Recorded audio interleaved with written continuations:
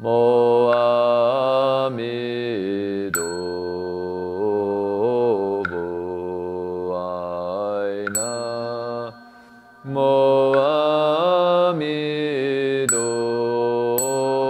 Bo Amido Bo Amido Bo Amido Bo Amido Bo Amido Bo Amido Bo.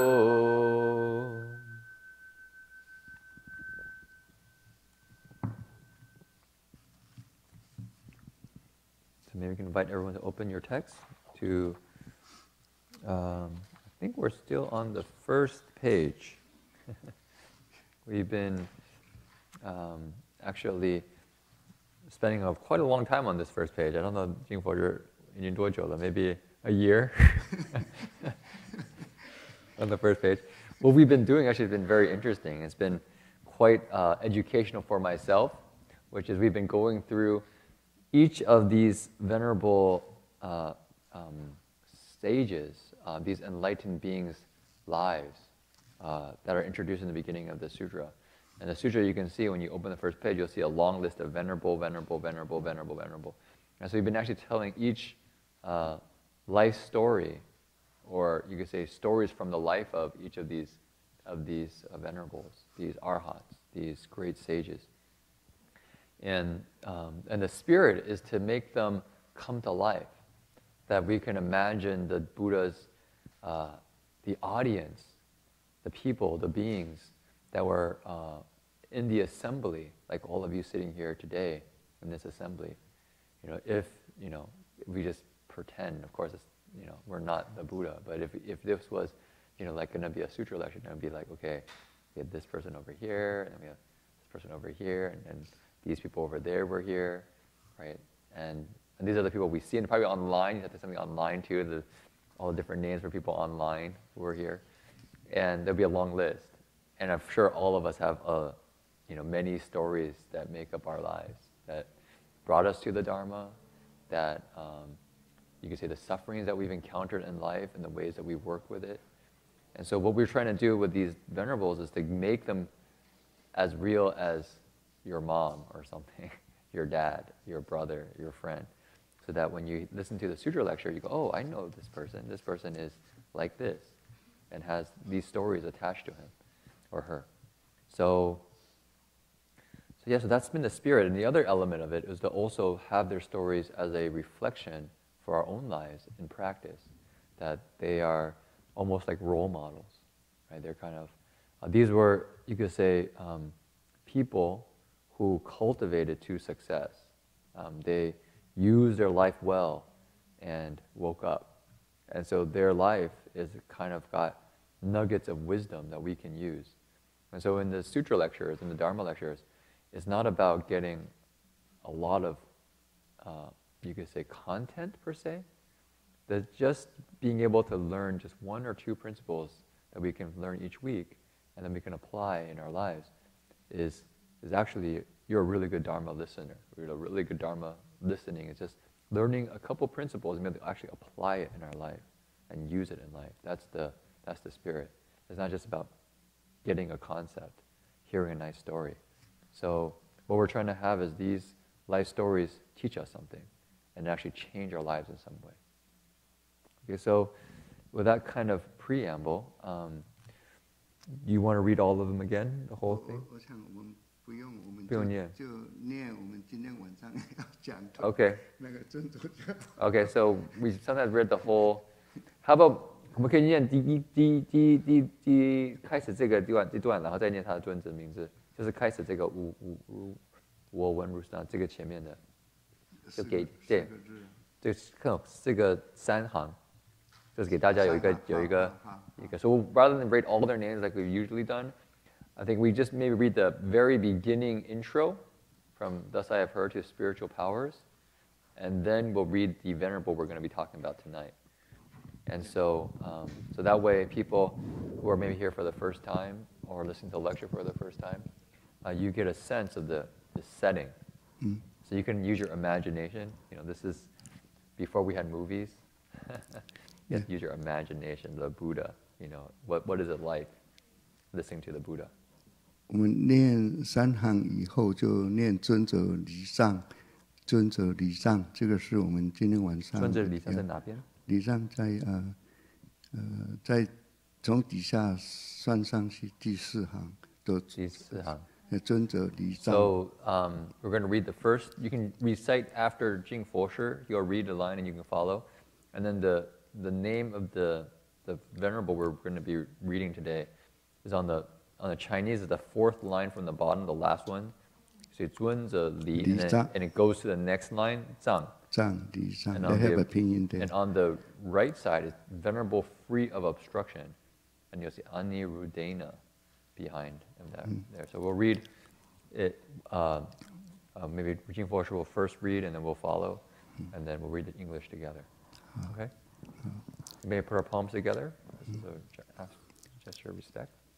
我闻如是，我闻如是，一时佛住王舍城，一时佛住王舍城，其手绝山中，其舍绝山中，以大比丘众，与大比丘众12000人聚，12000人聚，一切大圣，一切大圣，神通已达。神通已达。OK， 我们 move 到底下。So move to the bottom. 尊者礼藏。尊者礼藏。Okay, English. So maybe we can read this together.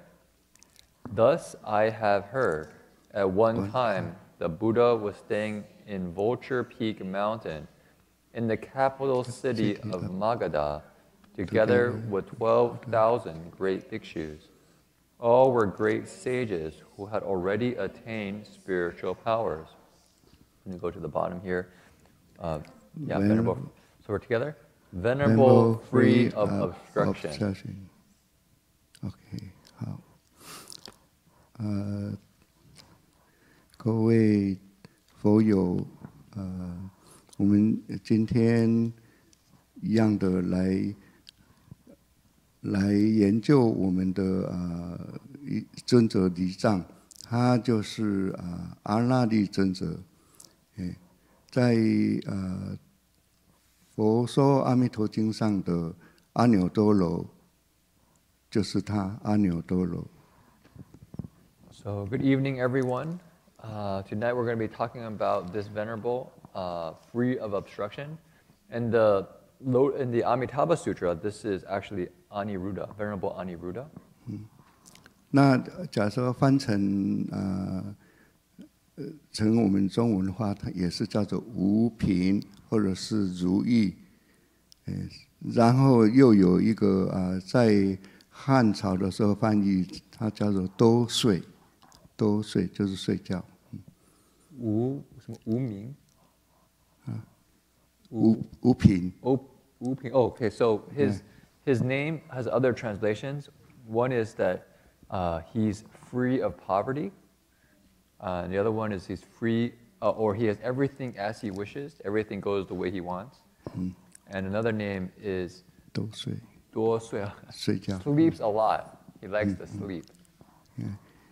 阿那律尊者的长兄呢，他叫做摩吼南，他们是净饭王甘露饭王的儿子，所以阿那律讲起来是佛陀的堂弟，就是他们的父亲是兄弟，然后他是佛陀的堂弟。So Venerable Aniruddha, or Aniruddhena in this book, or free of obstruction, is actually the brother of Venerable Mahanama, which I think we also have talked about before. Look at this list. Above, Venerable Great Name, I think was his older brother. And his father was actually brothers with King Sudodana, which is the Buddha's father. So they were actually cousins. I guess they're cousins. Yeah. 为什么叫做无凭或者叫做如意呢？其实这个仙公上人也有讲过，就是在无量劫以前，那个佛杀佛的时候，有一段时间是饥荒，那有一位比支佛他没有办法取食到食物，但是他用他自己的这个逼脉，就是比较粗的逼子饭来供养这一位比支佛。So how did Venerable Aniruddha get other names such as free of poverty or as you wish? Well, the story goes that in a long, many eons ago, in another Buddha's time, he was actually a poor farmer, and during that time, there was a Pracheka Buddha. There was a Pracheka Buddha, which is an enlightened being of a lot with tremendous accomplishment, and he made an offering of coarse rice to this Pracheka Buddha. 所以他后来他供养比支佛以后，就得到一只金兔子，然后所以他不单这一生是富贵，其实他生生世世都是富贵。他甚至于感得91劫无贫然后生活非常充裕，所求如意。So when he after he did this, he got a golden rabbit, and so afterwards he has in all his following lives for 91 eons, he was free of poverty. He was free of being poor, and everything he was, you could say, wealthy and could do pretty much anything as he wished. 这位尊者他从小就非常聪明，也非常慷慨，就常常去布施给人家。像小的时候，他就拿饼干给人家。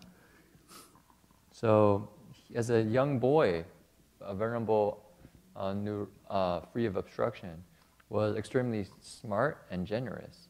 For instance, he would share and give his crackers away to other people. 所以有一次他要饼干，母亲就对他说：“饼干已经没有了。”他很天真的说：“他不懂已经没有的意思。”他朝着母亲说：“那你就给我这个没有的饼干的饼干吧。” So there's a story about Venerable's blessings. So one day he asked, "Oh, Mom, can I have some crackers?" And his mom said, "Actually the crackers are all gone. They're all gone." And so Venerable Aniruddha has never even heard of the idea that something is all gone. There's no more. So he said, "Oh, no problem. Can you just give me some of the all gone crackers?" 所以他的母亲啼笑皆非，也不得已，所以就打开这个饼干盒。很奇怪的，饼干没有的，但是所有的饼干都在里面，竟然满满的饼干。所以阿拉利非常喜欢，他有了一盒已经没有的饼干。So his mother, thought, okay, well, there's no more crackers, but said, okay, I'll open the cracker box for you. So open the cracker box, and lo and behold, the whole cracker box was full of crackers. So Venerable Aniruddha was very happy eating all his crackers, all gone crackers. 那他长大以后就是刚好佛陀成道的以后，那他佛陀回国去省亲，就是去探望他父亲。然后他那时候就有7位王子一起出家，他就是跟佛陀那时候出家的。Maybe I add just a note on that particular story. So how I think the principle works in that story is that Venerable Aniruddha had tremendous blessings. And I think I've heard the story in the Pali tradition, how they say it's actually the gods came down and offered the crackers. I think it's how I heard this right. 天人下来就供那个饼干。我好像在巴黎的那个经文这样子，不是经文，就是他们故事是这样子说的。And so you can see so essentially the gods are he's this young boy has so much blessings that the gods try to make sure his life goes smooth. Okay, so however, during the Buddha's life, the Buddha, after he went out to cultivate in the mountains, in the forest, in the wilderness, after he woke up and became the Buddha, came back. If people know, he came back to actually his home, his kingdom, his father's kingdom, and he visited you could say his uncle, and his relatives. Actually, I think in the West, I mean even in Chinese culture, I don't think people quite know that the Buddha had quite an extensive family, and so he went back home. And 7 princes actually followed him as monastics. Many of his younger brother, he had a brother, his cousins, quite a few cousins, actually became monastics following the Buddha. 这位尊者出家以后呢，他非常喜欢睡觉，所以我们一开始有人就翻译他是多睡，他喜欢睡觉。所以每次佛陀讲法的时候，他是睡觉。So he had another name, which is likes to sleep, sleeps a lot, and he got this name because he liked to sleep. And when the Buddha would actually give sutra lectures, he would often fall asleep. 所以后来佛陀就责备他，就讲了一个。这胡为昧，雷斯哈棒类，一岁1000年不闻佛名字。So one time the Buddha saw him sleeping, and so you could say admonished him, kind of scolded him, and he scolded him with a verse, which 你会解释吗？解释对啊，就是说这者就是责怪他的意思。然后你都一直在睡觉，就好像那个海里面那个蚌壳啊，那一些类的，一睡1000年，他就没有去闻到佛的名字。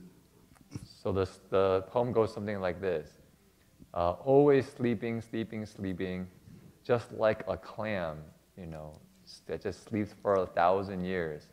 And as you sleep, you miss the Dharma teachings and never hear the Buddha's name. 所以佛那时候是真的有生气来骂他，然后他就是这样子懒惰，所以只知道睡觉。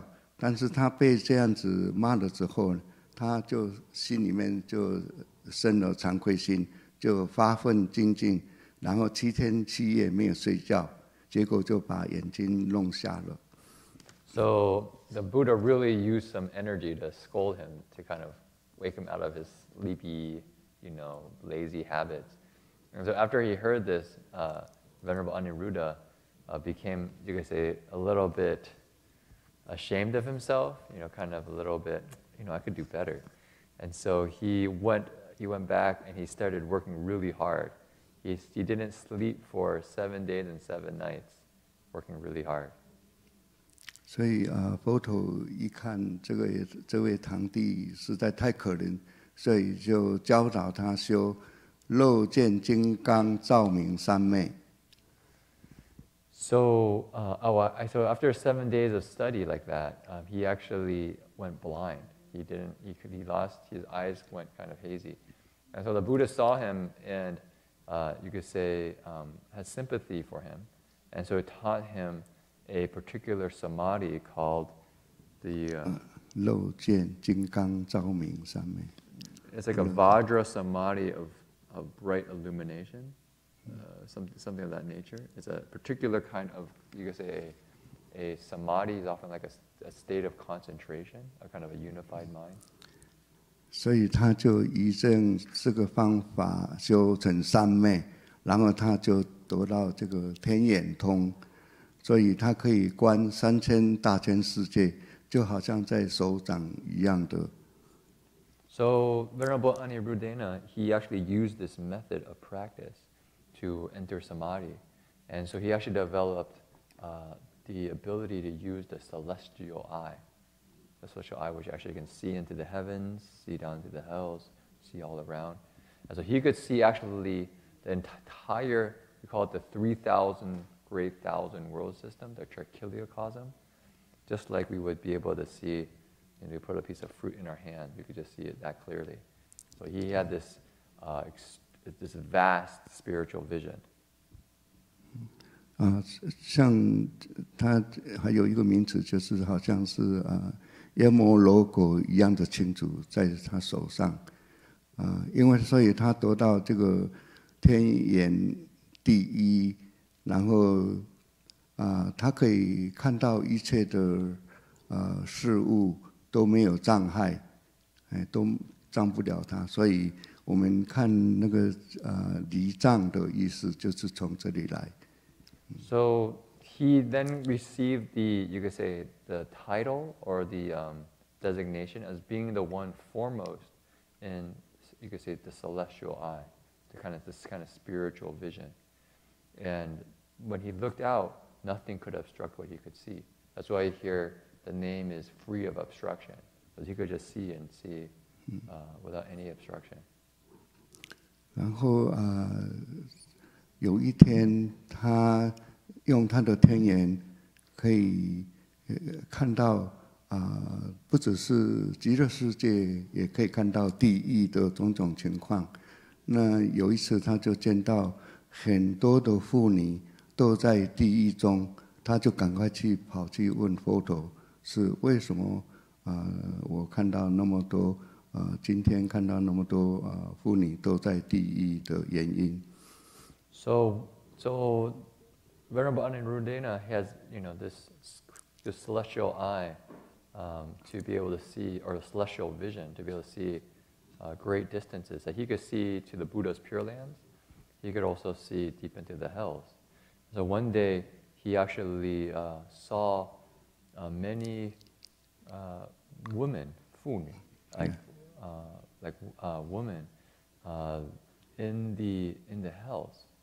And so he was a little bit distraught and went to the Buddha and said, "Why did I see all these women in the hells?" 那佛陀就跟他回答说：阿那利，女人有3种心比男人大。谁？有3种心，3种女人有3种的心比男人 So the Buddha's 大。response to him was that Venerable Anyaredena, women have 3, you could say, minds that are greater than men. 他说，第一，早晨的时候，悭贪心最重。悭贪 Stinginess? 的贪心啦。What? Stinginess? So he says that the from 早期早上的时候 in the morning, they have more stinginess. 然后第二就是日中的时候嫉妒心最大。So it says in the afternoon there's more jealousy. 然后晚上的时候淫欲心最强。So in the evening they have a more lust. 所以阿那利他就跟他讲，这个悭贪心、嫉妒心、淫欲心是容易招致犯罪，这就是那一些妇女堕落的原因。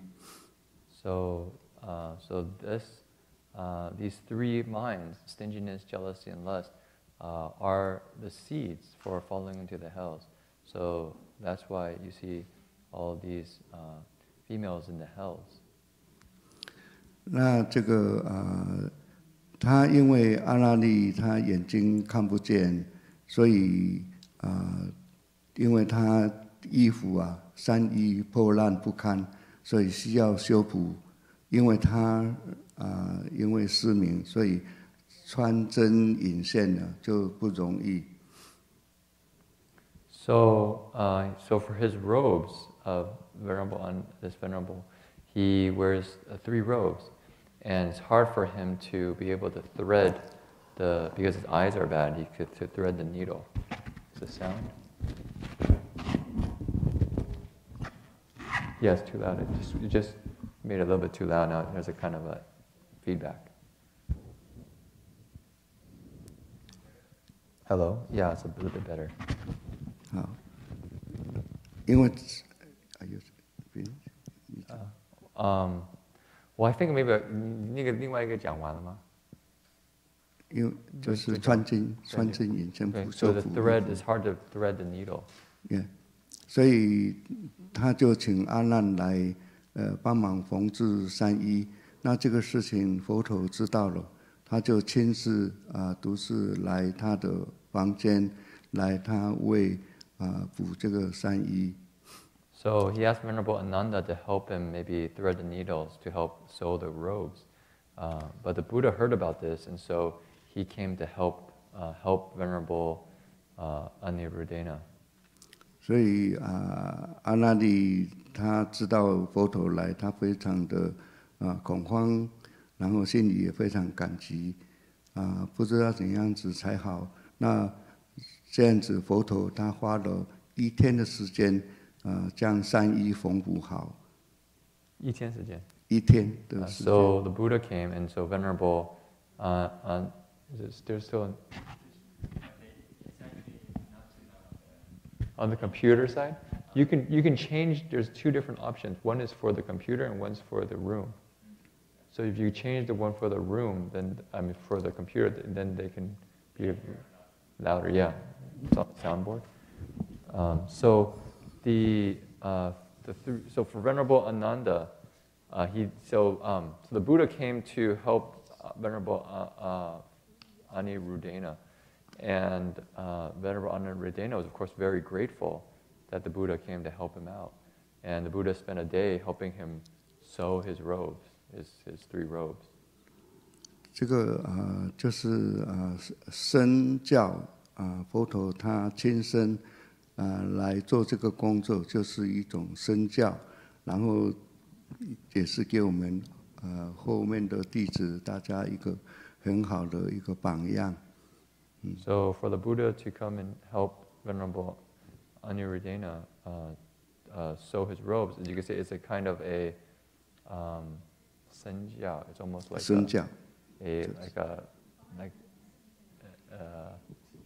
teaching with embodiment, or how you would say? You would say something like teaching by example.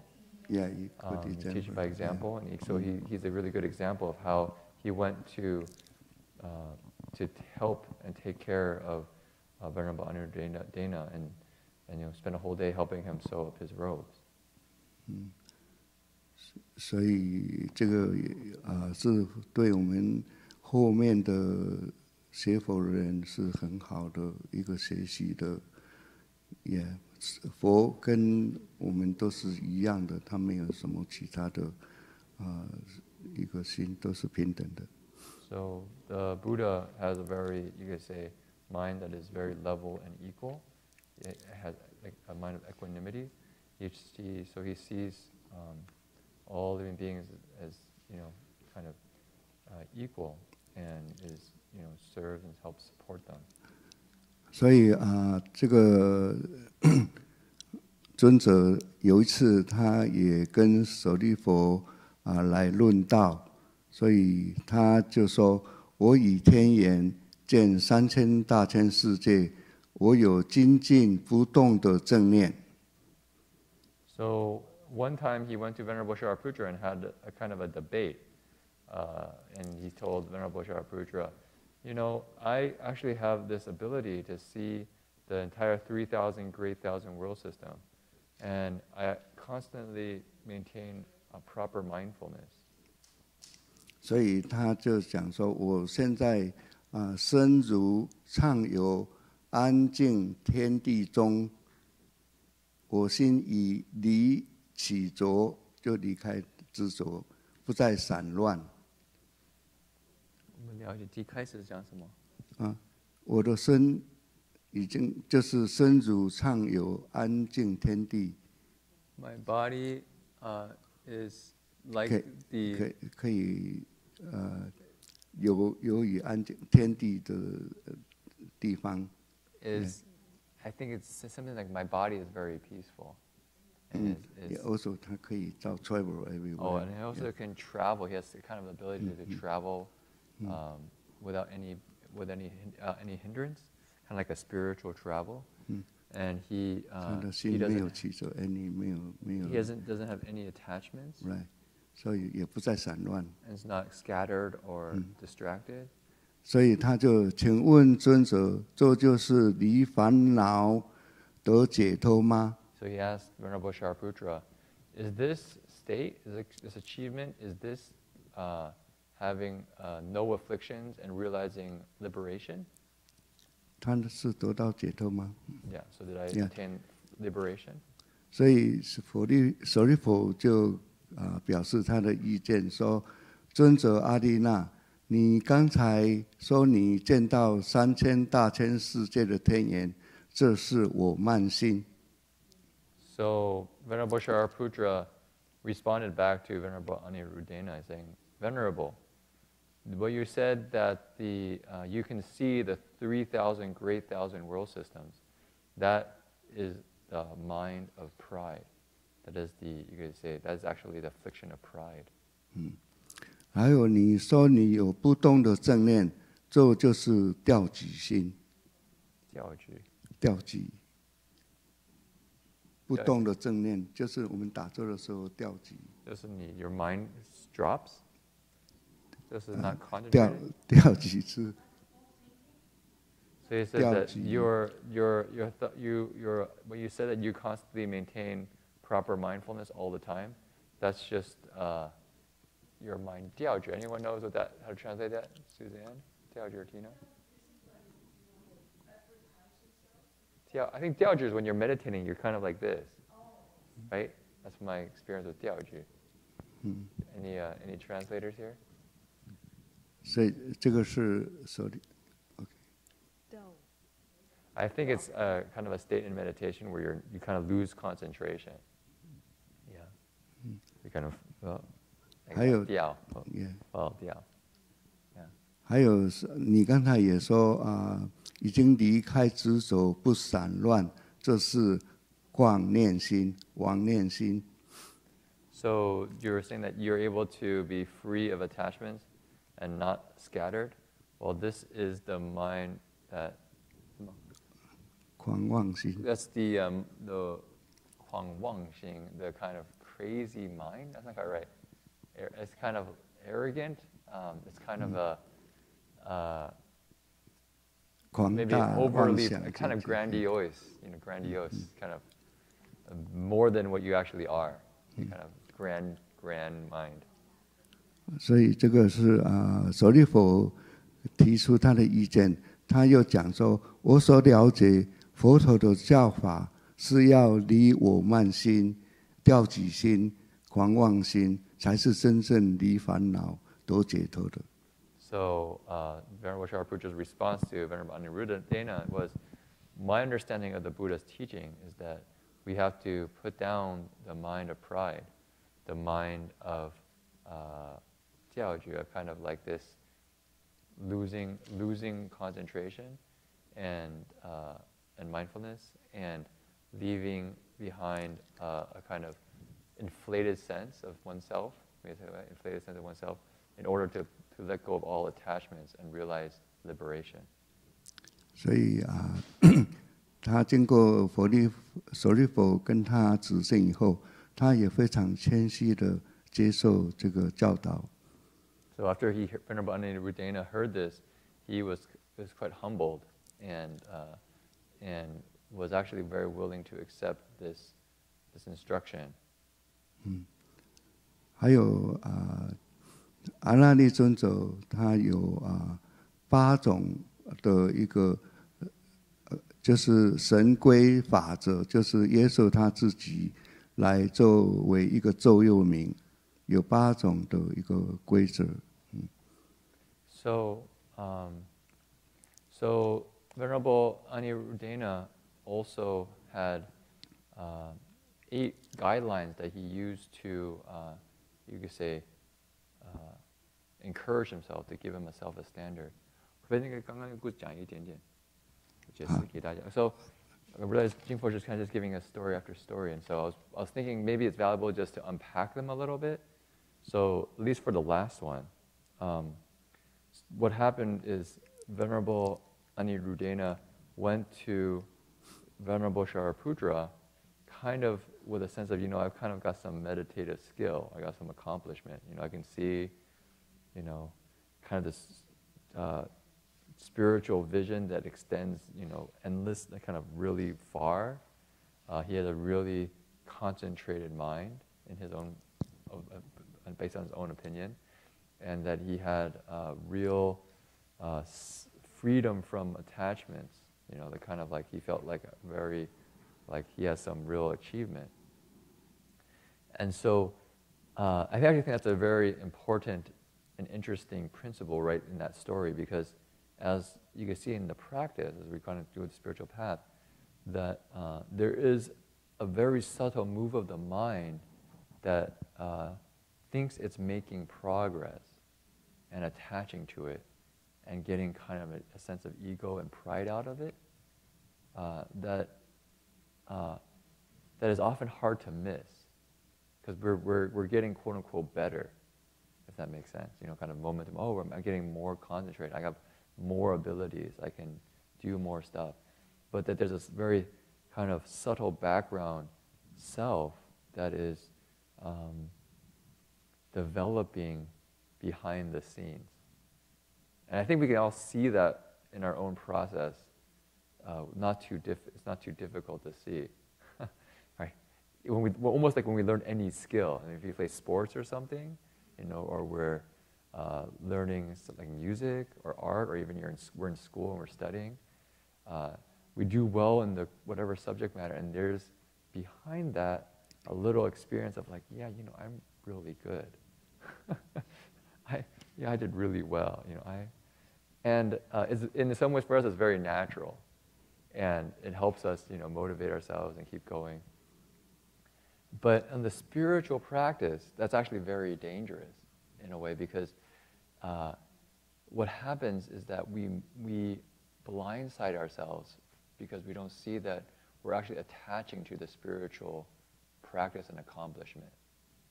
And so having a good teacher or a good friend, so in this case, Venerable Shariputra was a good friend of Venerable Anirudena, that when he kind of made a little bit of these kind of claims, I'm really pretty good. Don't you think? Right? You think you think I'm liberated? I think I'm free. I'm so, pretty accomplished. Venerable Shariputra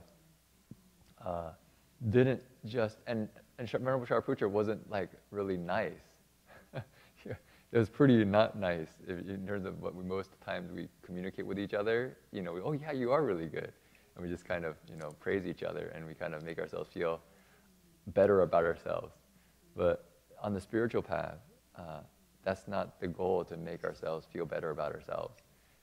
Right? That's not the goal. It's actually to liberate ourselves from our afflictions and attachments to a false ego and false self.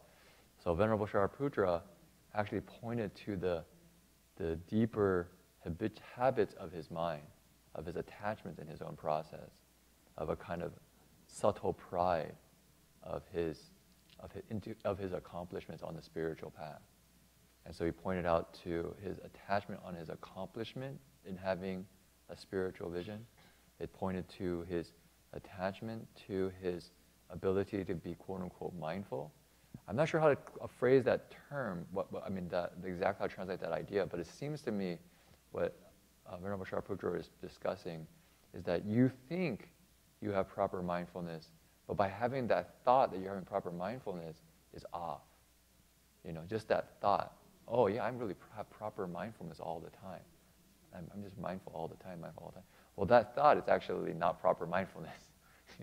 So it's kind of interesting. And then the last one, that he actually is, kind of free of attachments and things, and maybe like liberated to him. He says like, well, that's just like, I don't know, it's like a psychological term for that, like grand mania, or what's that term when you're kind of have a very inflated sense of self?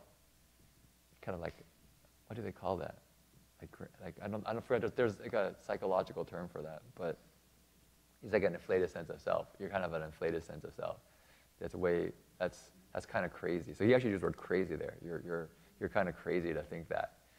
And so then Venerable Shr then points, if you let those things go, which you're attached to, then you can really get liberated. And so that Venerable Andrade in his heart was able to receive that level of direct teaching is not easy, and it sounds like he did. Yeah.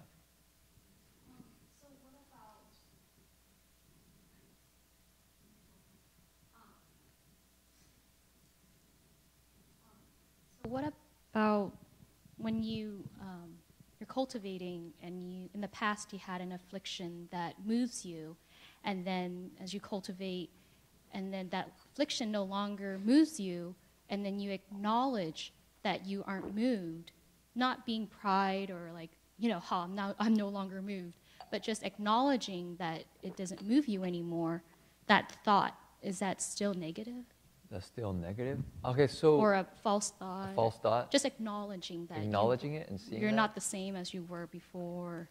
You transform that affliction. Or yeah, I think, and so maybe people can chime in. My sense is on the spiritual path that we're... It's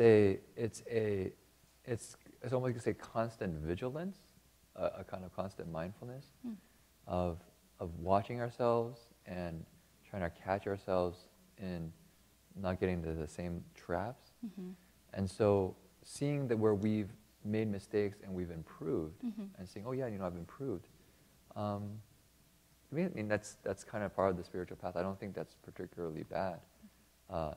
Maybe at the more ultimate level of where Venerable Shariputra is talking about, that if that is done with some attachment of feeling like somehow I'm getting better, like the I is getting somehow better, and I'm getting more accomplished, or then there's a very subtle, but to be honest, in a certain sense, for us to catch that requires a lot of self-reflection, and it's worth doing. I mean, it's really worth doing, because if we can get the insight of the Buddha is, rather than blame everybody outside for all the problems I have, is to realize that actually if I didn't have this really strong attachment to the self that always tries to get its way and wants things to be a certain way, that's the actual way to real freedom.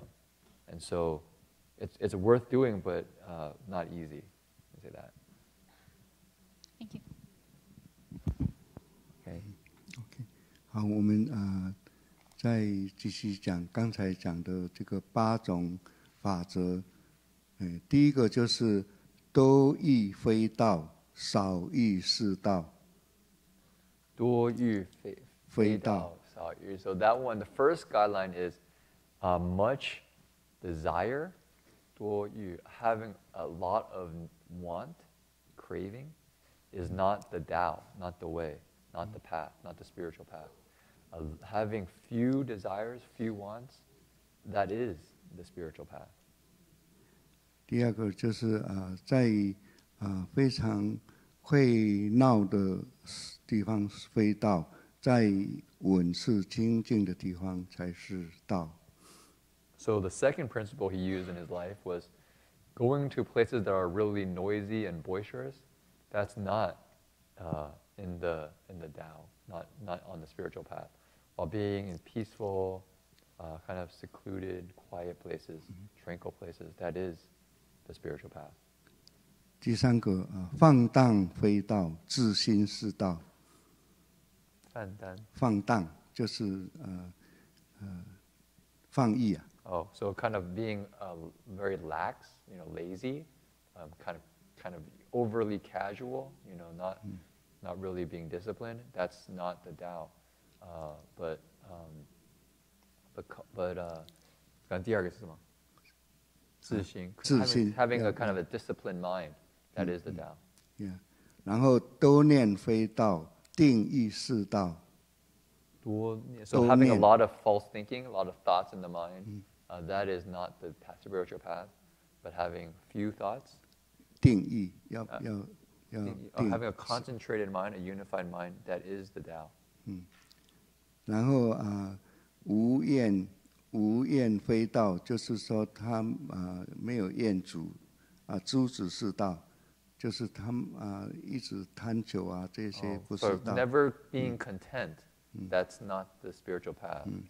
Being always content, that is the spiritual path. Yeah. 然后懈怠非道，精进是道。So being lax and lazy, that's not the spiritual path.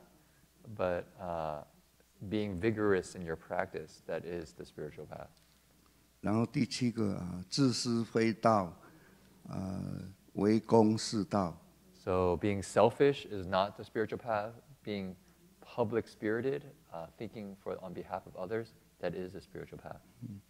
然后疑暗非道，智慧是道。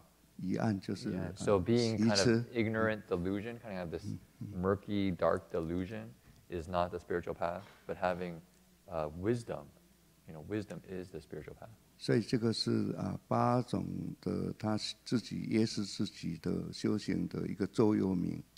So Venerable Andrade used these 8 guideline standards for himself on his spiritual practice. 我解释还是我解释？我可以解释。Okay. So before Jin-Fo Shr moves to the next one, so I think so let's maybe unpack that as well. What's happening in terms of if we were going to actually use that in spiritual practice?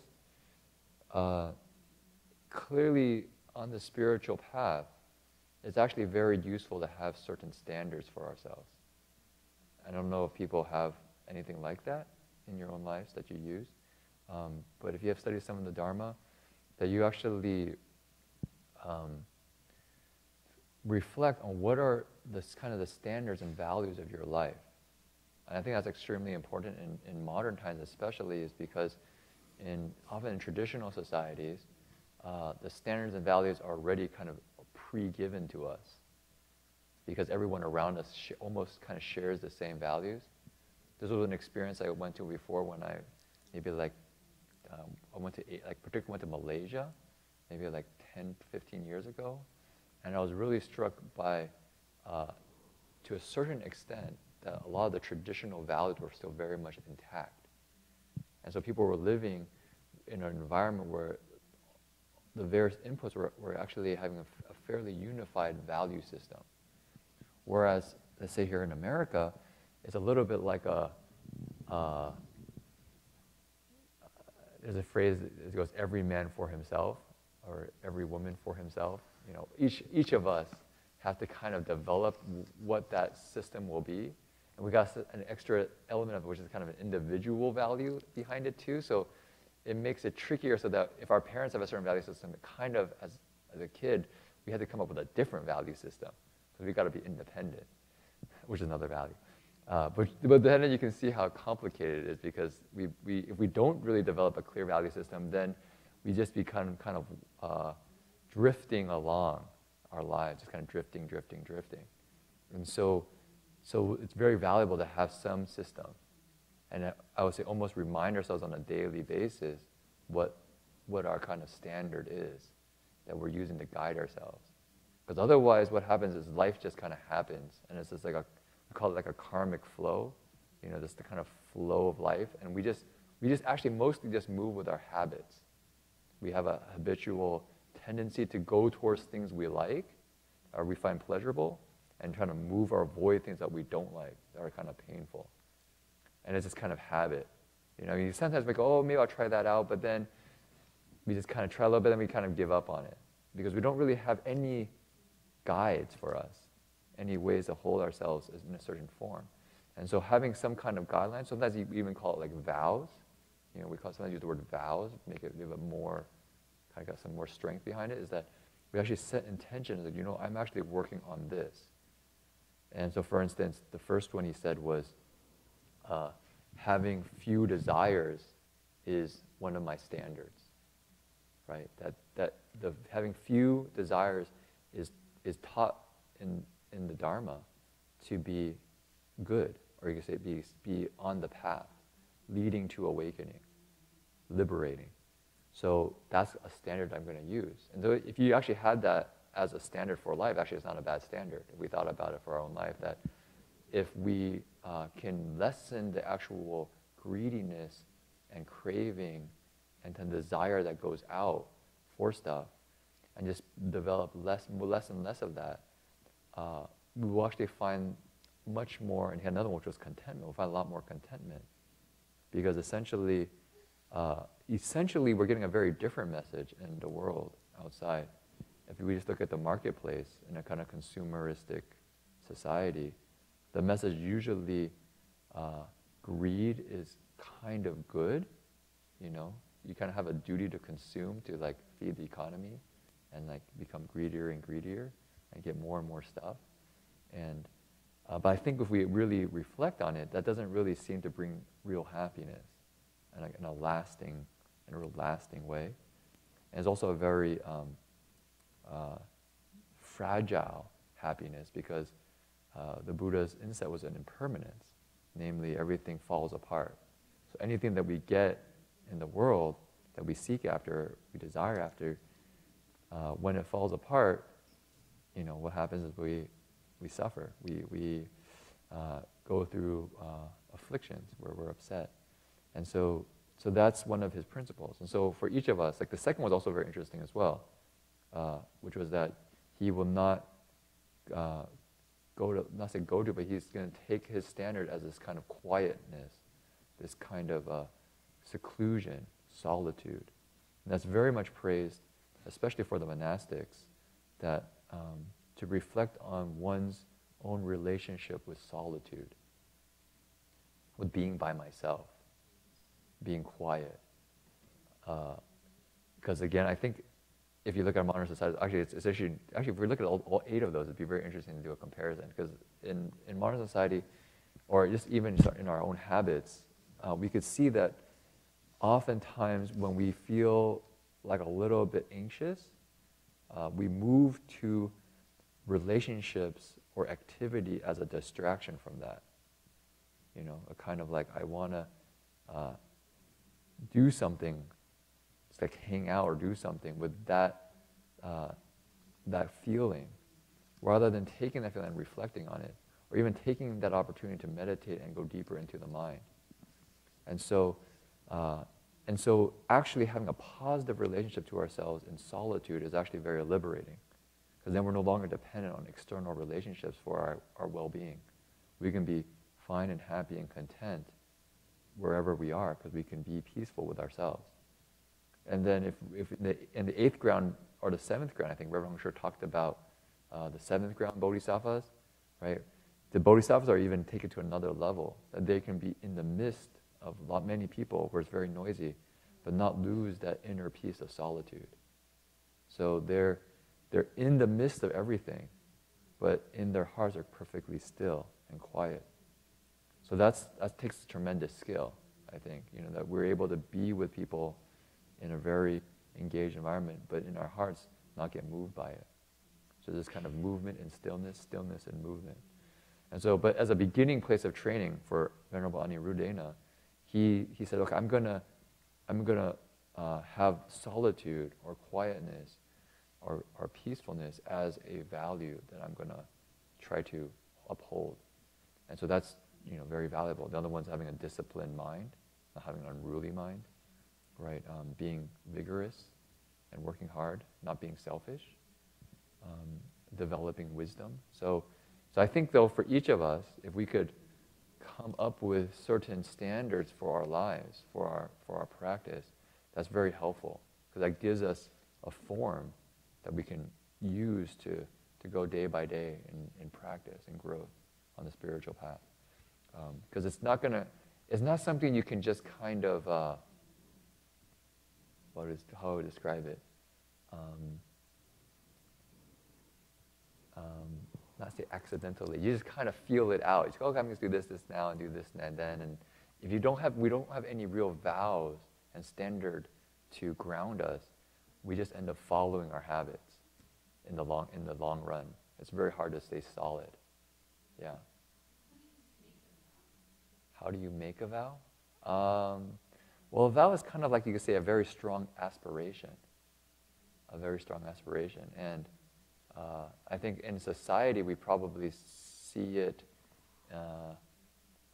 probably still existing in, say, like maybe when people get married, which I guess people probably don't do that very much anymore. It seems, I don't really know what the statistics are. But, in a traditional sense, marriage vows were seen as pretty sacred. You make this vow for life, and that you're true to somebody, and that becomes like the ground for the family. And if we were to imagine, like, you can see how that would be a ground, that you actually have a complete trust in somebody else, in their commitment to making the relationship work in a very profound way. Well, so that's say a world example. To be honest, since I'm not married, and or monastic vows. Okay, so there's another example would be monastic vows, which I'm more familiar with. Is when we become monastics, we actually take that for life, and then we're committing to that and saying, although things can get rough, I'm going to do my best to practice in this way and grow in this process, and that becomes the form, the structure of our existence. The precepts, I think the 5 precepts, if people are lay people, don't kill, don't steal, no sexual misconduct, no lying, no intoxicants. Those 5 also become vows that we take. But in addition to that, at least for me, what makes Buddhism kind of fun is that you can actually find things that you like. Like, oh, I really can see I need to work on my contentment. And you go, okay, so then I'm going to make that something I remind myself every day, and actually have an intention every day. I vow to be content and not be dissatisfied. So I don't know if that answers your question, but I think you can find it in our hearts. When we kind of ask us, what do I really aspire to? And then look at the Dharma and see something that matches, and then use that as a standard that we can use in our practice. There's many vows, I think, if we just look into the Dharma, that gives good templates. Okay, so anyways, I just want to make sure we don't kind of miss some. I think all these stories have a lot of interesting principles or things to discuss at the very least. 好，我们再继续。所以这个尊者他非常注意事情，就像佛陀要涅槃的时候，所有弟子都非常的伤心，哭起来。那他阿难帝尊者就去对阿难讲，佛要入涅槃了，有4种事非常要紧，你要去请求世尊答复，说明白。So this is actually another very famous story about Venerable Aniruddhena. He was somebody who was very, he paid attention to things and was kind of had you could say a long vision. And so what happened was when the Buddha was about to enter nirvana, meaning he was going to leave his physical body, a lot of his disciples were very sad, crying, upset. The teacher is going to leave, kind of experiencing a sense of loss. But Venerable Aniruddhena, he actually kept a very clear mind. And he went to talk to Venerable Ananda. Venerable Ananda is actually the Buddha's attendant, so spent a lot of time close to the Buddha. And so he told Venerable Ananda, there are 4 things that we need to be made clear before the Buddha leaves. 他讲第一个，结集经典一开始要用什么日来代表？ So one question he asked, he said, Venerable Ananda, number one of the things to be really important that we need to be clear about is when we actually compile the sutras, we compile the words of the Buddha, how do we begin each sutra? 那佛答如是我闻，做一个开头的代表。 So later, Venerable Ananda went to ask the Buddha, and the Buddha's response was, you should start with the words, thus I have heard, 如是我闻. So in our sutra, you look, it says, thus I have heard, which is very interesting in the Chinese here. It's a little bit of different order. It says, 我闻如是. I think it's one of the first times I've seen that in that order.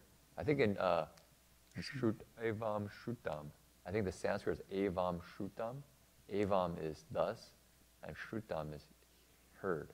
Like we have Shravaka, right, that sound hears. So the sound, thus I've heard, the sound, I've heard this.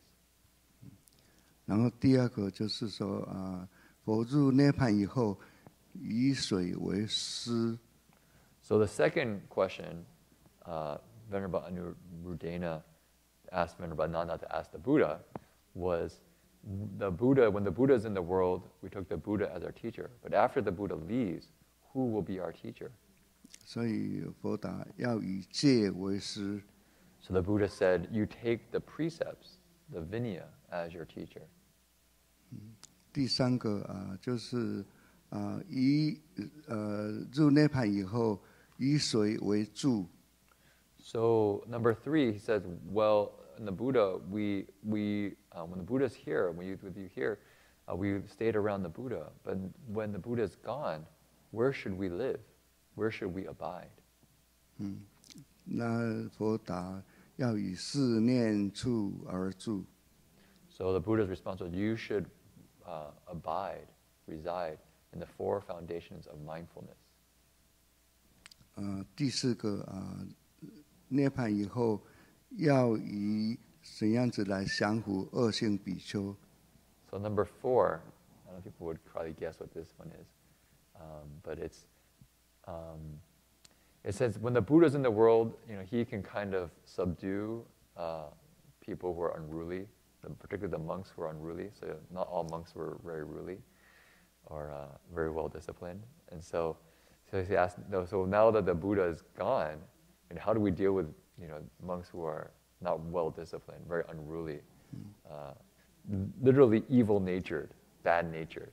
You talk to them and they scold you and are mean to you. What do we do? 那佛答说：恶性比丘莫宾之。So the Buddha's response was, just pay them no attention. Just don't pay attention to them.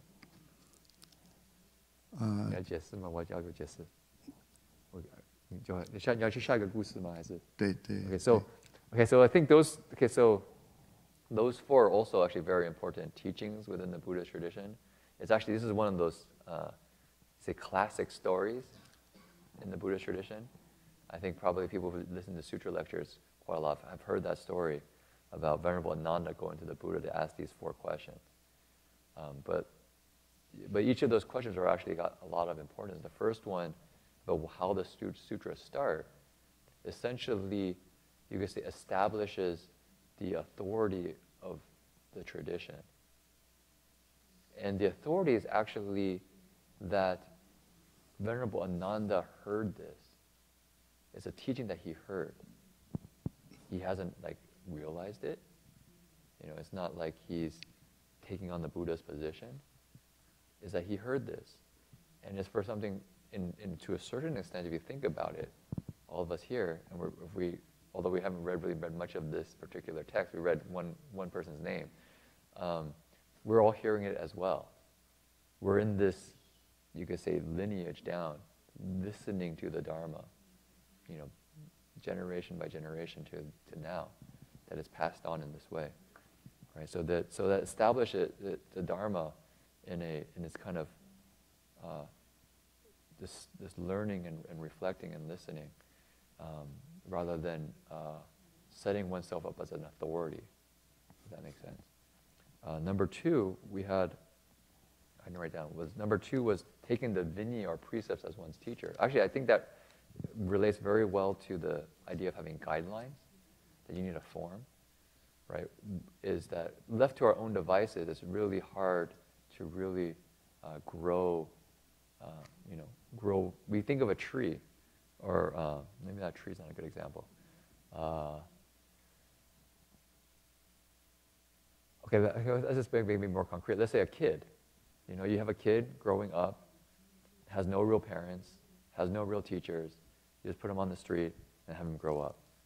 Now, the chance of that kid really growing up well is fairly slim because of how much, the shaping and instruction that parents and teachers give so that a kid can grow up to be a good kid. We have a little kid here. and it's a good thing that he's here in the Dharma hall, among many other things that probably little kids could be doing.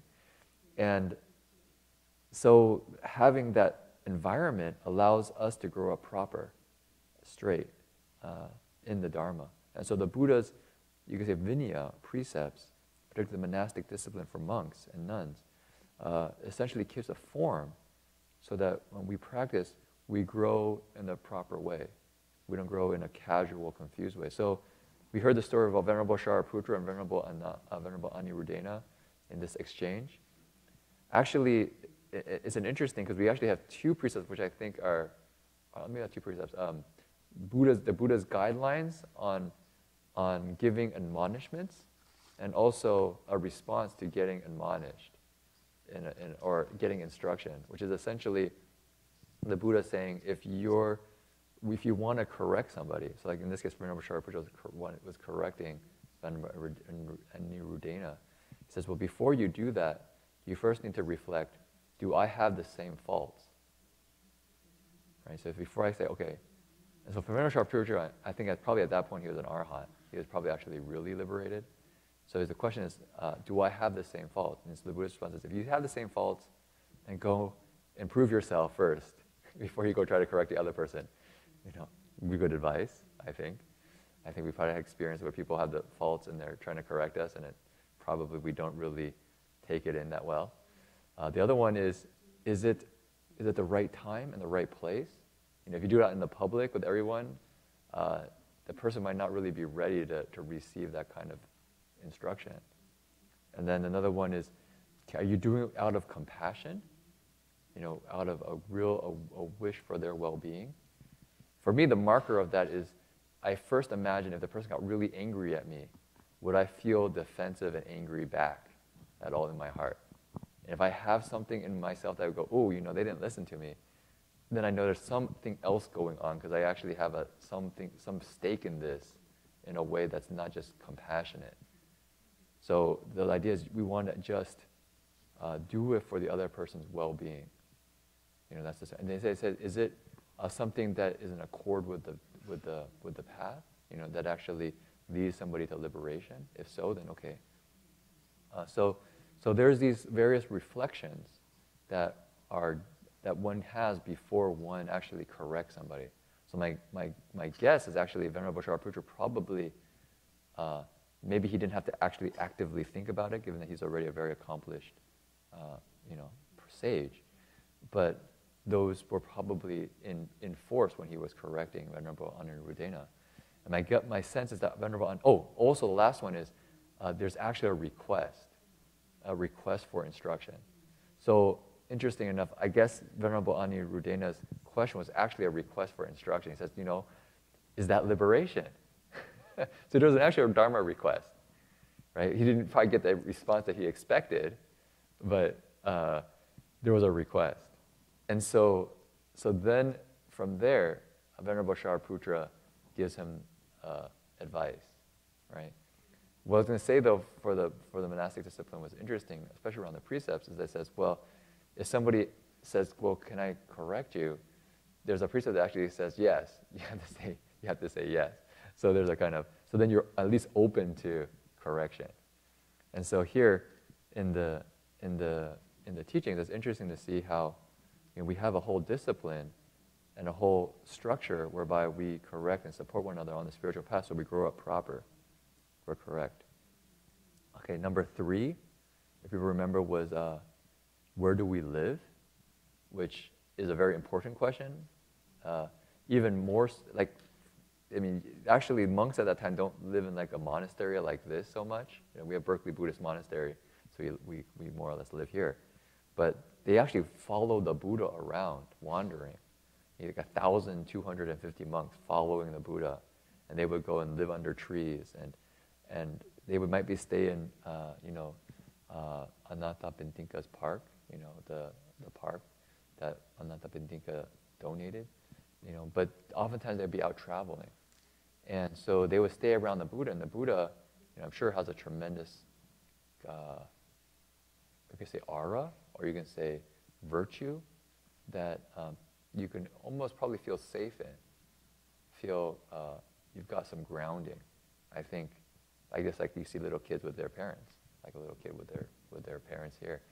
And you can kind of see the kids kind of circle around their parents. They don't go too far away from the parents, because the parents is kind of like the ground, right? And so the Buddha is kind of like the ground. And so when we said, well, after the Buddha leaves, then where do we find ground? And it's interesting the Buddha didn't locate it in a place. He didn't say, oh, stay in a monastery, and then you'll be safe. He said, the 4 foundations of mindfulness, which is actually a place in of a training in the mind. So the Buddha actually makes it very portable, right? So you can still wander and go everywhere, but that the important place I'll look is, how is the mind being used and set up? Where are you grounding the mind? I probably don't have time to go into the 4 foundations of mindfulness, but that's a very important teaching, clearly, that the Buddha gave at the very end to the monks to use as a way to ground themselves. So if people are interested, you can go explore that. The quick version of it says, the body is impure or not attractive. Sen Wu Jing, thoughts are impermanent. Dharmas are not self. And I'm missing one. Which one? Sen So. Feelings are suffering. So feelings are suffering. The experiences that we have, the sense sensations, have a kind of this dukkha built into them. The dukkha, we go after pain, we go after pleasure, but all of it's transitory. So this kind of energy of that has a built-in unsatisfactory quality to it. And so the Buddha says you contemplate those as your ground, and that will give you, a foundation for liberation. And then the last one is, the evil-natured bhikshus. What do you do with? And this was actually a very interesting story, because they actually asked about one of the monks. People know when the Buddha left the palace, he had a charioteer, right? He left the palace, and first time when I saw old age, then he saw sickness, and then he saw death, and then he left the palace altogether, right? Actually saw a mendicant, and then he left the palace. So he has this charioteer who I think his name was Chana, and so Chana also became a monk, right? But he was very prideful, because he thought, I knew the Buddha when he was still the Buddha. I'm still a prince, so he kind of had this attitude about him, who are you to tell me anything? Because I knew the Buddha when he was still, a kid and like a layman. I mean, who are you to tell me anything? And so this in the sutras actually is fairly descriptive of the kind of attitude he'd had. He's kind of saying, who are you to tell me anything? And so the very end, the Buddha actually said that essentially for the Sangha to apply this teaching to him. To him. And so when the Buddha passed away and Venerable Chanda found out about this, he was so ashamed. He's like, oh my goodness, the Buddha, the final teacher, was actually telling essentially, I'm way out of line. That he actually became very vigorous, and I think he actually became an arhat.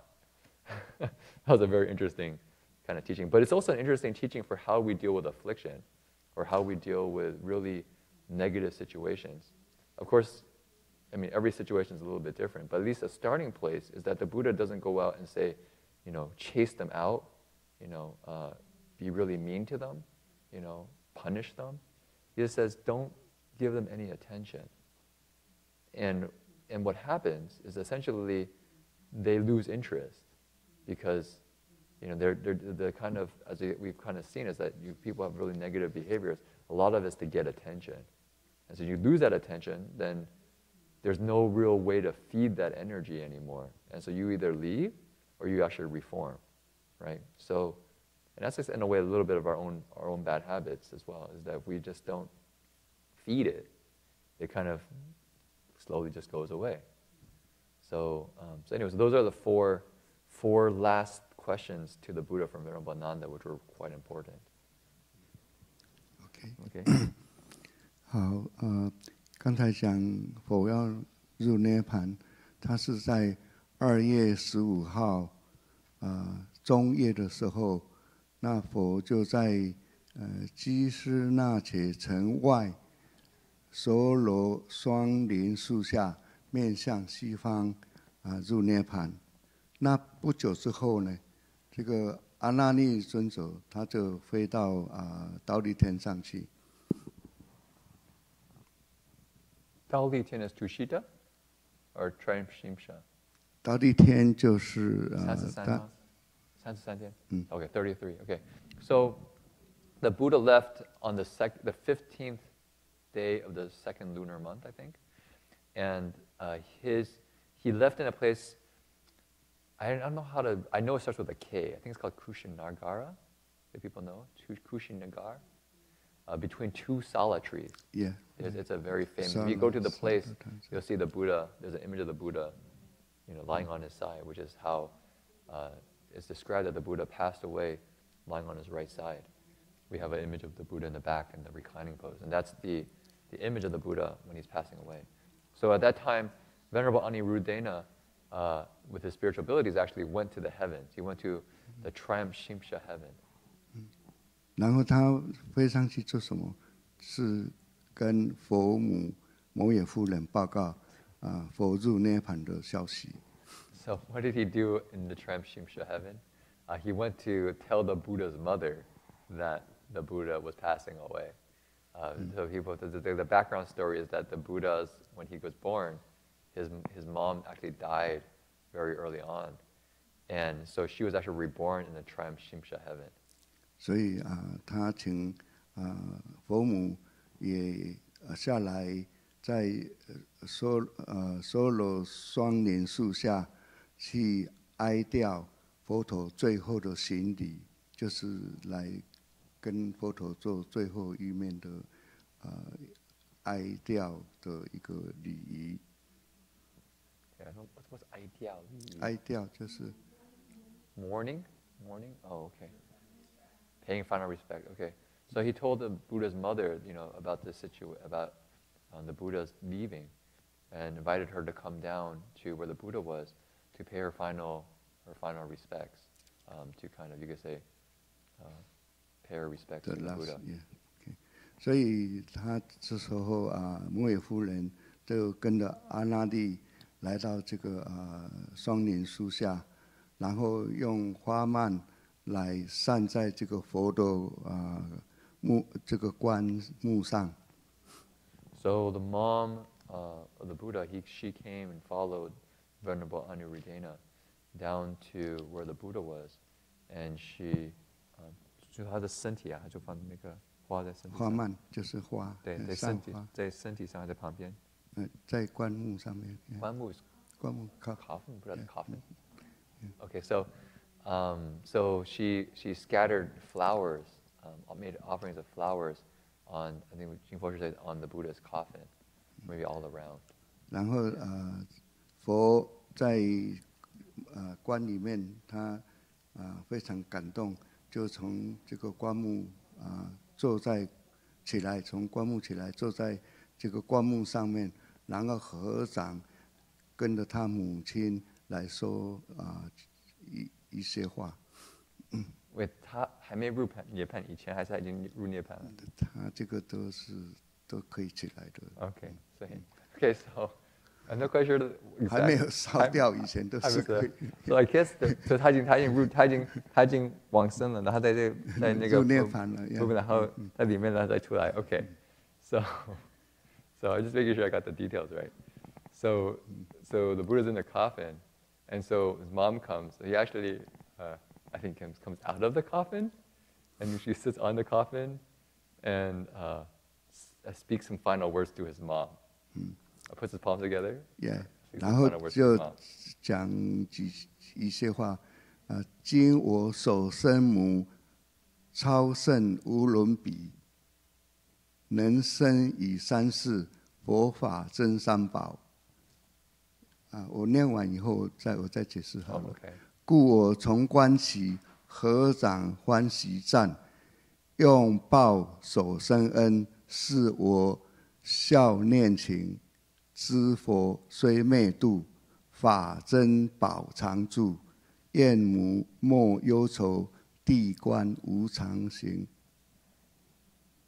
这个就是说好，你可以解释了，我解释。我不能让你解释，我听不懂。I can't do Chinese poems. It's 因为 too difficult. 我讲的话都是有这个印的，所以有寄送这个。他就是说我今天的这一生是佛母所生下来，然后佛母也非常殊胜，然后当然是无比伦，当然也是讲佛母非常的美丽无比伦，然后这个也是个十胜无比伦的事情。然后从生以三世，因为你生我了以后，所以有佛法真善宝。你先解释一下，听得懂？ Okay, yeah, 听得懂。So now in this life, Mother, you gave birth to me, and Mom, you are truly wonderful beyond compare. By giving birth to me, this allowed the three jewels, the Buddha, Dharma, and Sangha, to be established. 三世解释一下，就是过去。能生与三世。三世佛嘛，就是过去生、今生、未来世。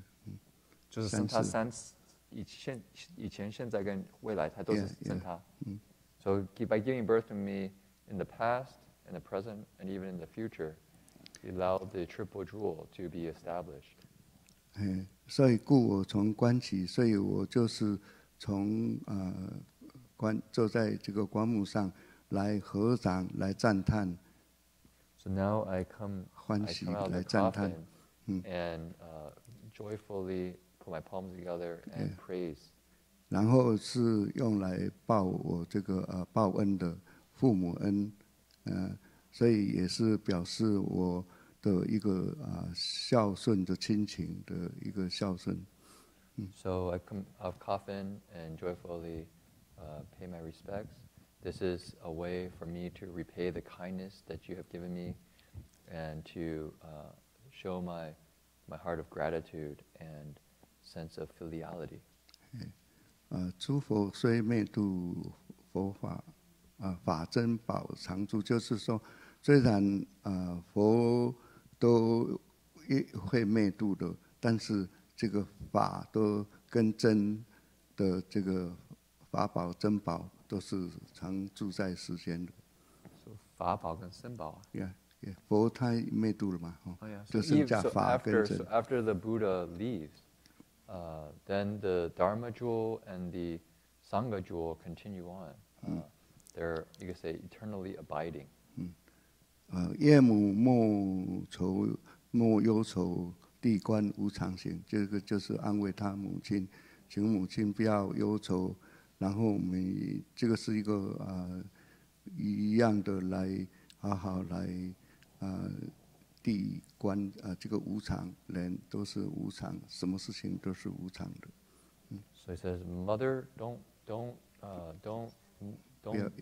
worry and be distraught.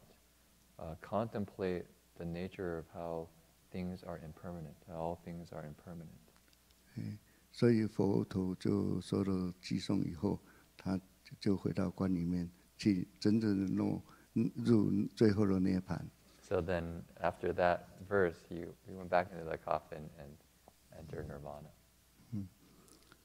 我们后面再讲，佛在《法华经》上面，也有跟阿那利，还有500阿罗汉跟他受记。他受记的以后的佛号是普明如来。我也是一点点那个故事，我想。Okay, so I thought still maybe also for that story it might be valuable to think about a little bit. Since that's the first time I heard that story, I have to kind of think about it on the spot. Or people have thoughts about it. Okay, so first would be, I think that's very striking, is that Venerable Aniruddhena actually brings the Buddha's mother to come to pay her final respects to the Buddha. And there's a couple elements of that that's really interesting. number one, her mother actually had passed away already before. So a couple of interesting things is, number one, the way that Buddhism sees relationships, that it's not just in this life, that it goes, our relationships go very deep, and that that there's this kind of very deep relationship that is maintained even past death. And that this relationship between mother and son, at least, or the Buddha and his Buddhist mother, is clearly very deep and very important. And so, to the Venerable Andrade, you could say, went to get the Buddha's mom to bring her to pay respects. I think that's one. And then I think what's really striking is actually the Buddha's response, which I think is clearly not something we probably normally see. Just somebody climbs out of the coffin to pay their respects to their mom, and when they come out of when the mom comes to visit, it'd be like we're going to the funeral, and then the person says, "Oh, you're here. Okay, let me come out of that coffin and say, I appreciate you giving birth to me, and I wish you well, right? And from you, what happened was so. But okay, so given that the Buddha,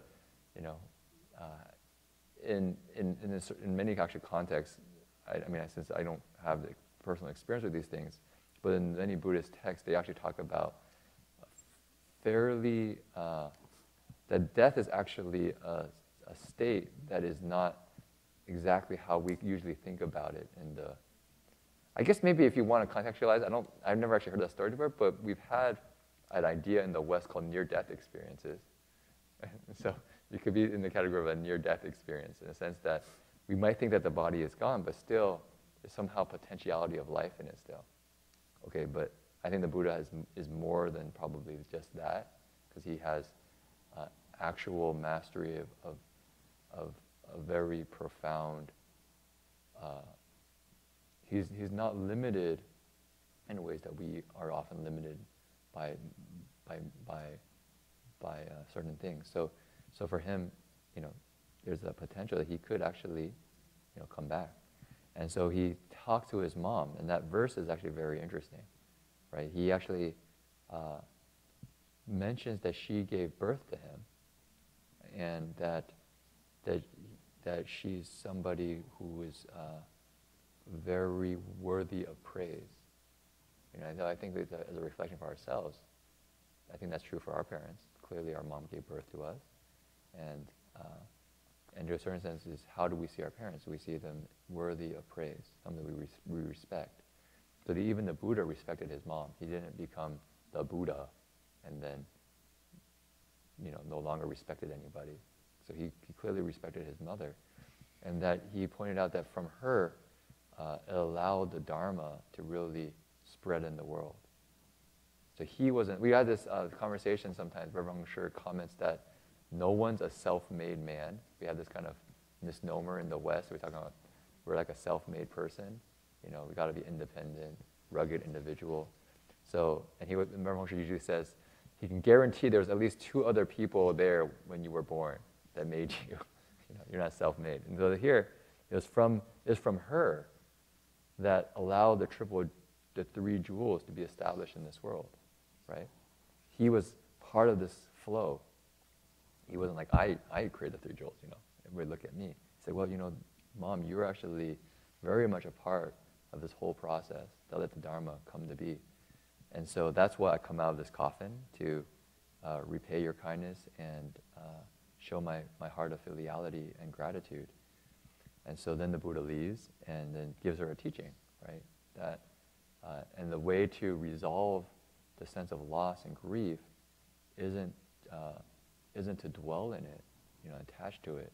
It's to realize that impermanence is the natural cycle of things. It's reality, and that's how we work. It's not that we will definitely, and when people pass away, there's going to be senses of loss and grief, but we can't cling on to that.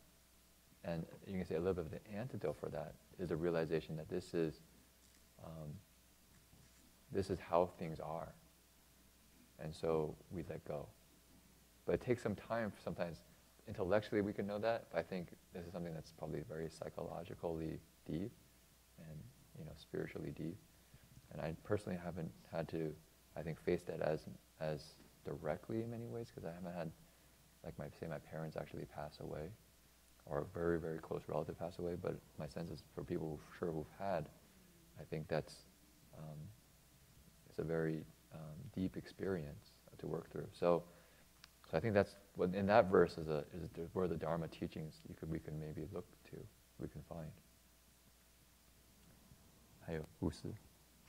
Okay, good to hear. So anyway, that's another. I've actually never heard that story before, so that's actually a very interesting story. Of the Buddha's mom coming to visit him. I actually have never read that before, so that's actually very interesting. The Buddha's mother came to visit him when he passed away.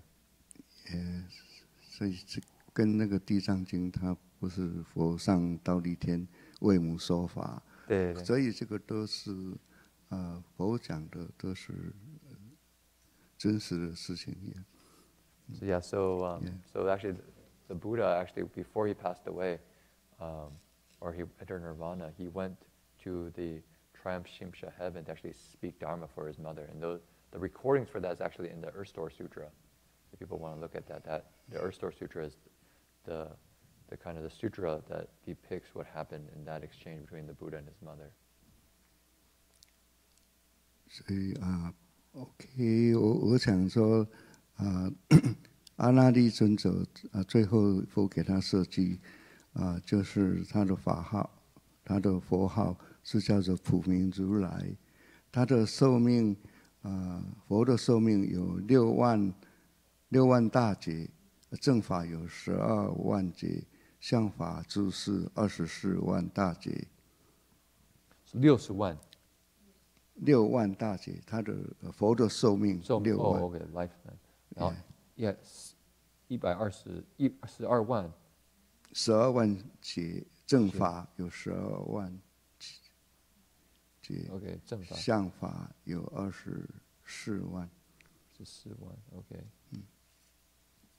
So the Buddha in the Lotus Sutra actually gives Venerable Aniruddhena a prophecy or a prediction or a confirmation that in the future he will become a Buddha, and his name in the future will be named Universal Radiance Tathagata, and that his lifespan in that time will be 60,000 great eons. His proper Dharma will last for 120,000 eons, and the Dharma image age will last for 240,000 eons.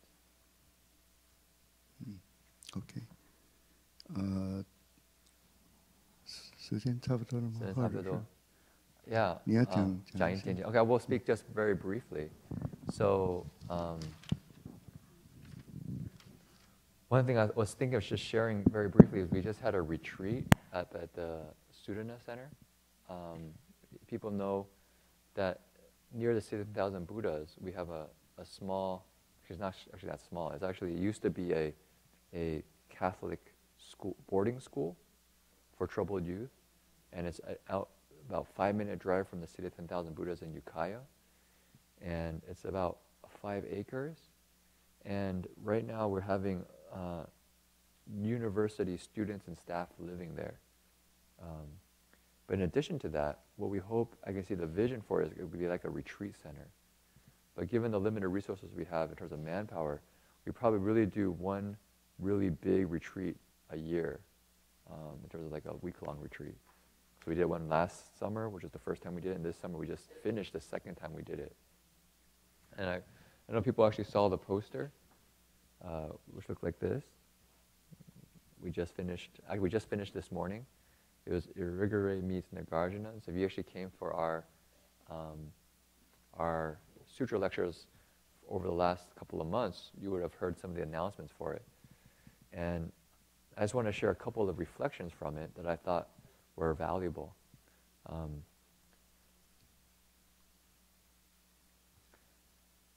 Maybe just to give you kind of paint a picture of the environment. So what happened was it was about 50 people. We had a group of about maybe 50 people, old and young, Western and Asian, male and female,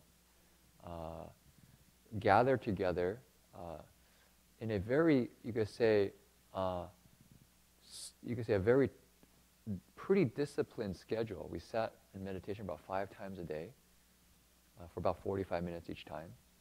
We had daily ceremonies of morning meal offering and evening ceremonies. And our evening and morning ceremonies, we adapted so that we actually combined both the Theravada chanting with our kind of Chinese Mahayana chanting. And then we also had the regular meals and 3 times to study the Dharma together,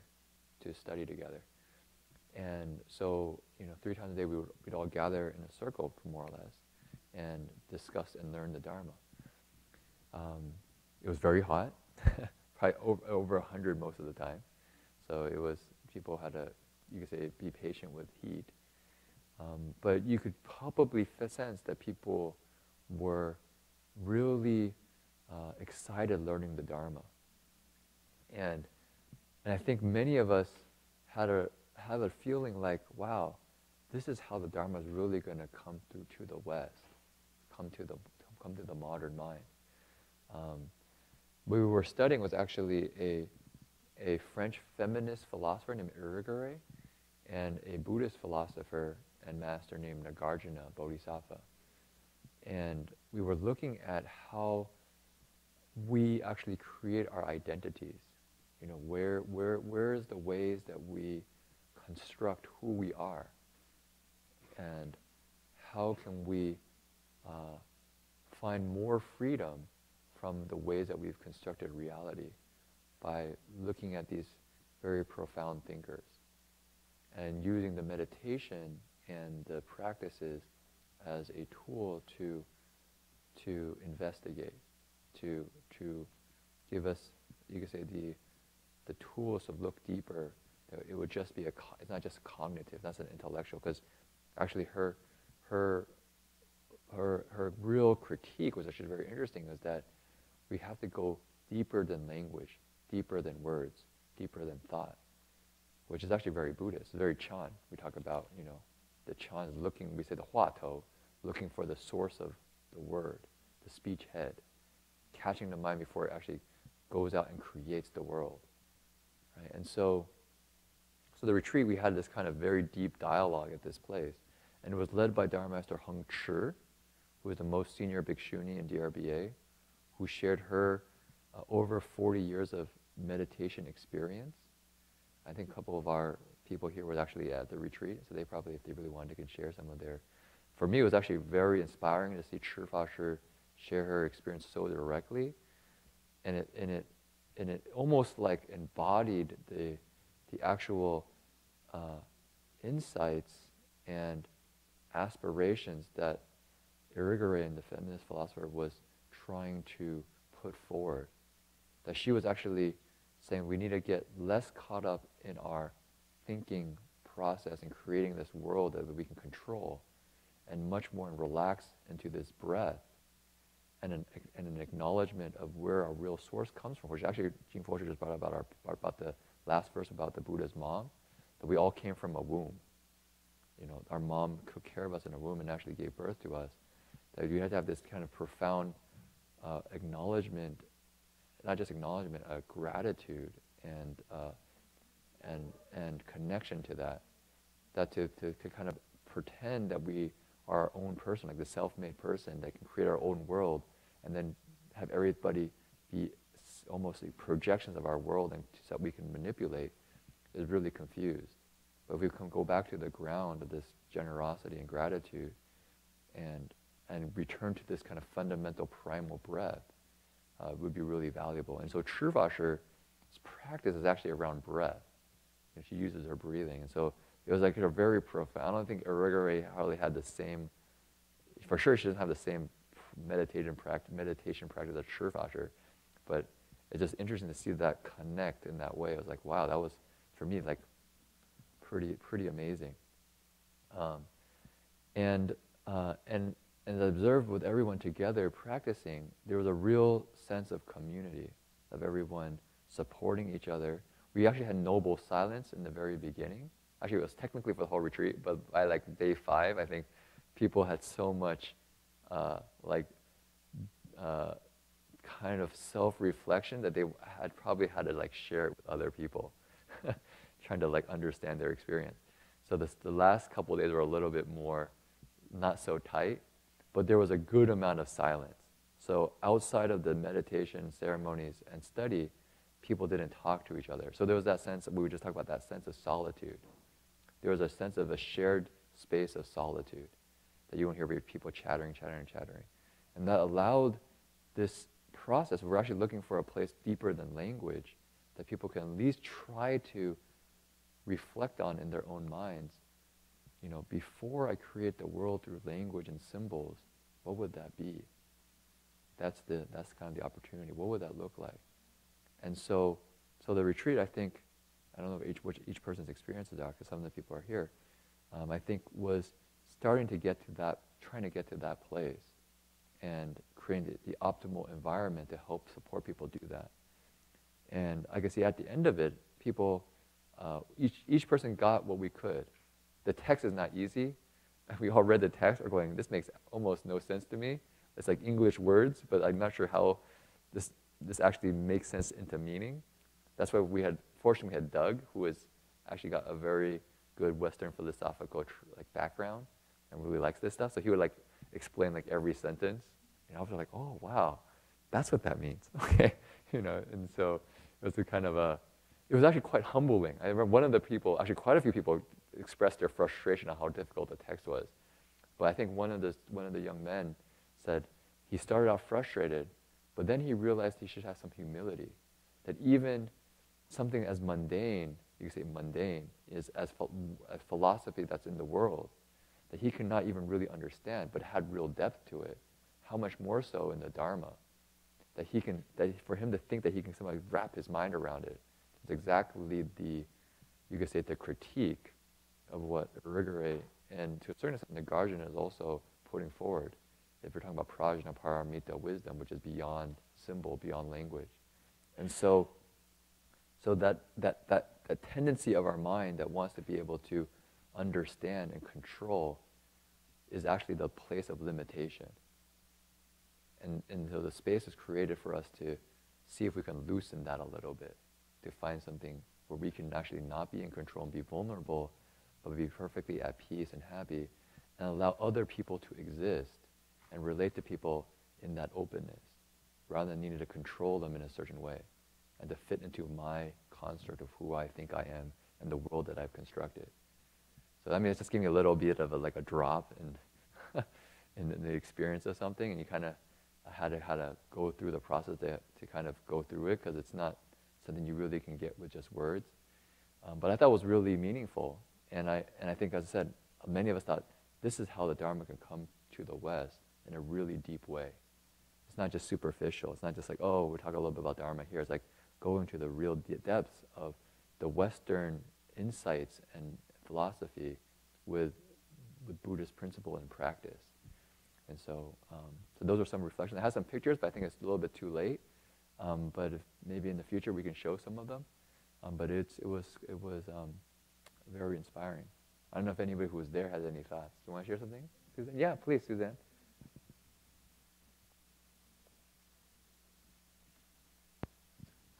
I won't talk about the lecture and the book because I'm still digesting, so I can't really talk about it. But I really enjoy the morning ceremony when we added the Term Other Reciting. Like every morning you will see the body is dukkha, this is dukkha. Like, wow, right in the beginning of the day you just get that in there. And every day you do that. And what touched me the most is when we recite the Great Compassion mantra, because I see the Westerner, they really make an effort to hold the book to try to learn the mantra. And that reminds me how I started, because when I heard the mantra, I make a sort of like a vow, a wish. I didn't know what vows were in those days, in the beginning. And I said, I want to learn this mantra. And I think once you learn the great compassion mantra, you kind of make a connection with Guan Yin Pusa. And then from there on, you just, just go on. You can't go back. And then I left early because I have to teach Go Mountain Monastery kids. So I left yesterday, like evening. I was driving. I still hold that tranquility in me because it was very quiet. But then when I get to the city, like crossing the Richmond Bridge, I saw my mind going like, oh, should I call my friend? And I see myself just already going out, like, and then I watch my mind like, no, why would I do that? I'm so peaceful. Why do I want to call my friend? And I'm so glad I caught myself and I stopped. So this is all I want to share. Thank you. Okay. Okay. So I think that's this evening. Have you? Okay, maybe one question, and then we'll definitely finish. We'll keep the answer short. When we recite the untitled name to make a vow to be reborn in the Pure Land, do we take our karma with us to the Pure Land? I'll repeat the question. It said, if when we recite the Buddha's name with a vow to be reborn in the Pure Land, do we take our karma with us when we go to the Pure Land? Right? That's the question? Yeah, so there's, Jin-Fo Shr gave a simple so Chinese like to make 4-character phrases. So this is one of those classic 4-character phrases. Dai Ye Wang Sen. Carrying your karma, reborn, Wang Sen, being reborn. So in the Pure Land tradition, they say you carry your karma with you to the Pure Land, which is why it's pretty amazing that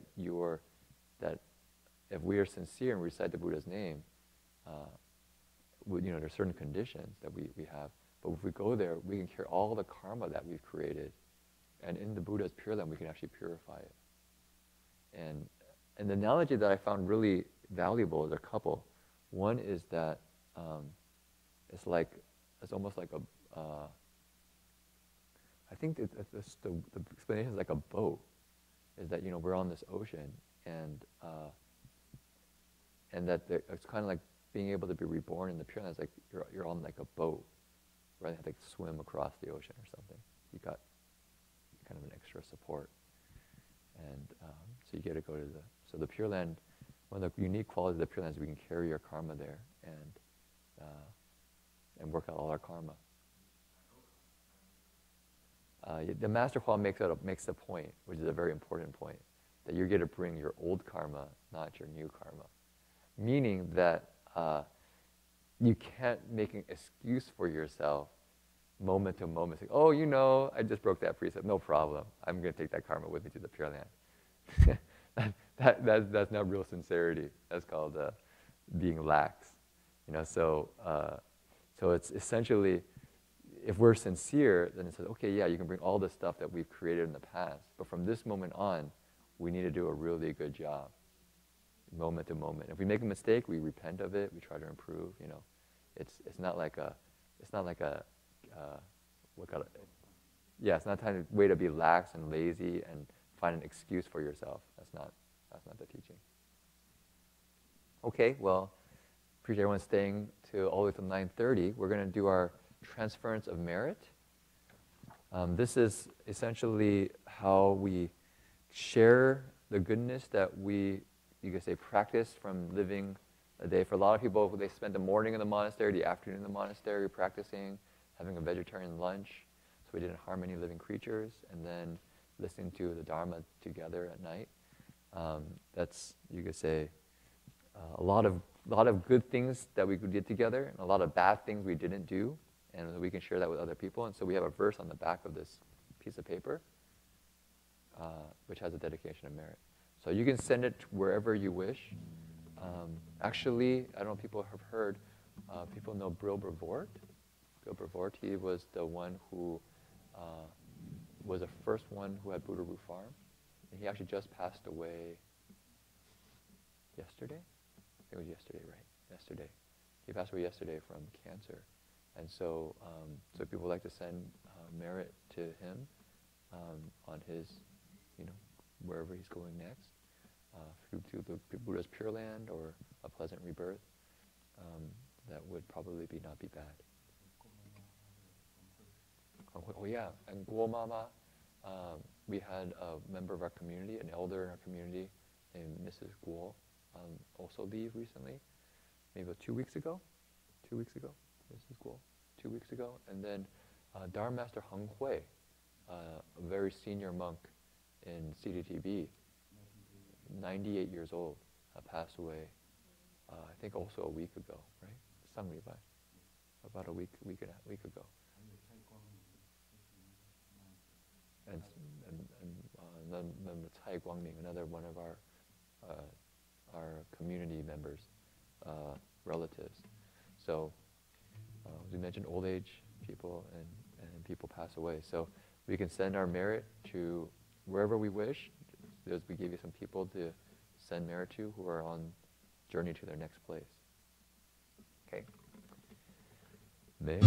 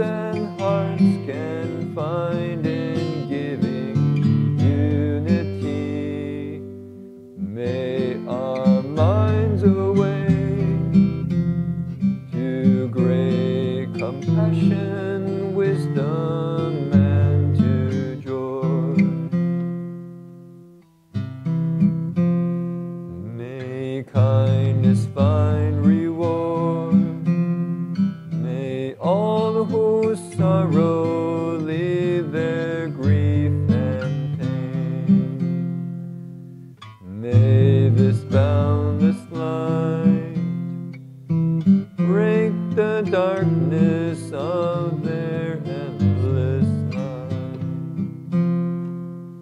Because our hearts are one, this world of pain turns into paradise. May all become compassionate and wise. May all become compassionate and wise.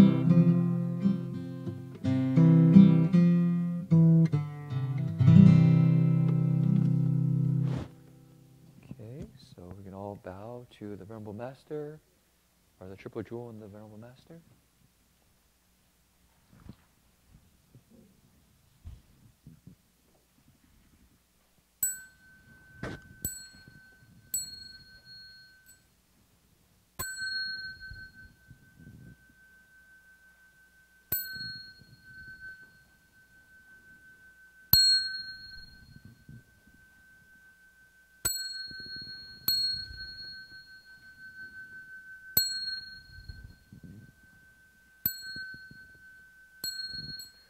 Bow in respect to the Venerable Master.